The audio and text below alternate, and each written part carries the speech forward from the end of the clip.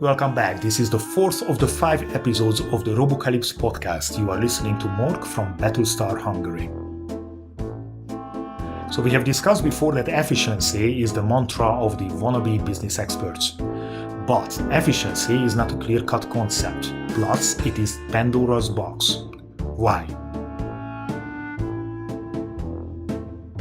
The evangelists of productivity preach economic growth, the increase of industrial output, and higher revenues while reducing costs. Efficiency, optimization, and doing more with less are the watchwords.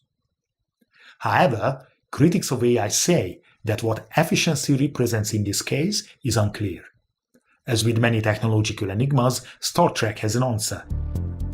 In the episode The Ultimate Computer, an AI, M5, is designed to protect the human race.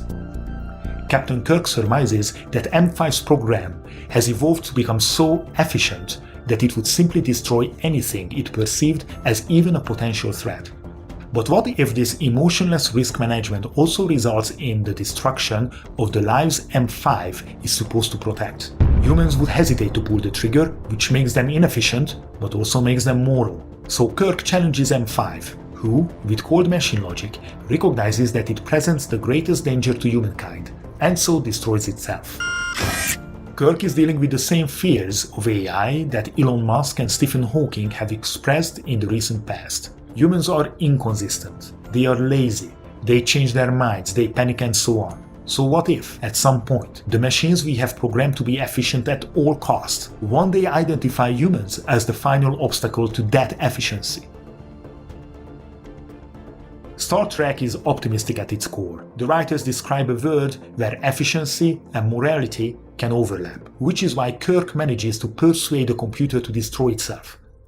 For unknown reasons, you humans believe in ethics, an unimpeachable and universal system of rules that empower all thinking and feeling beings to both always do the right thing and liberate themselves from doubt. But can your ethics and morals be programmed? The first deadly delusion is that morals are literally a code, a clear collection of instructions to think, like decision trees, that have a binary distinction of right from wrong. This code might work for humans, but it won't translate for machine use. The least developed branch of your species, which you call My lords and members of the House of Commons, have come up with a few ideas.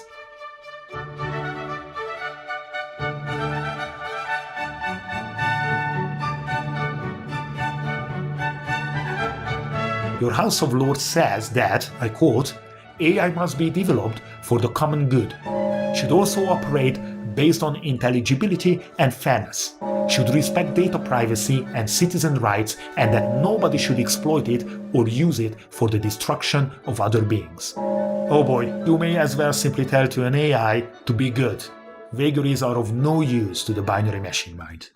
Google, which is probably more qualified to comment than a gang of dusty old aristocrats in fur coats, came up with 5 principles for AI ethics in 2016, some of which are pretty interesting. For example, AI must follow no shortcuts to get the reward of successful learning. To give you an example, a smart vacuum cleaner following such a rule wouldn't be able to sweep breadcrumbs under the carpet and say that the job was done. Another rule.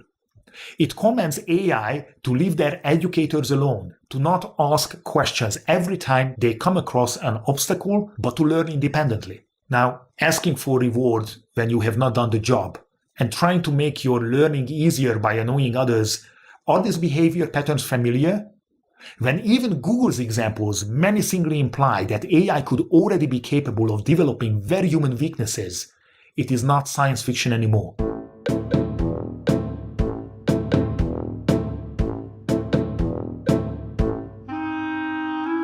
While we are on the subject of ethics, the brilliant David Graeber, in his book titled Death, the First 5,000 Years, theorizes that ethics are a human construct and most are based on economic interest.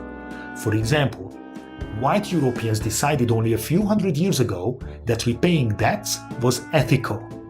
So, when poor African farmers who were unable to pay their debts in the usual fashion did so instead by offering their daughters, wives and sons as collateral. Now this was ethical.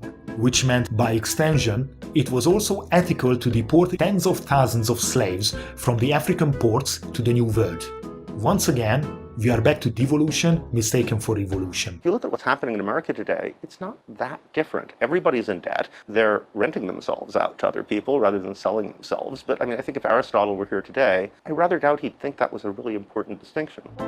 So finally, we are going to talk about economy and money.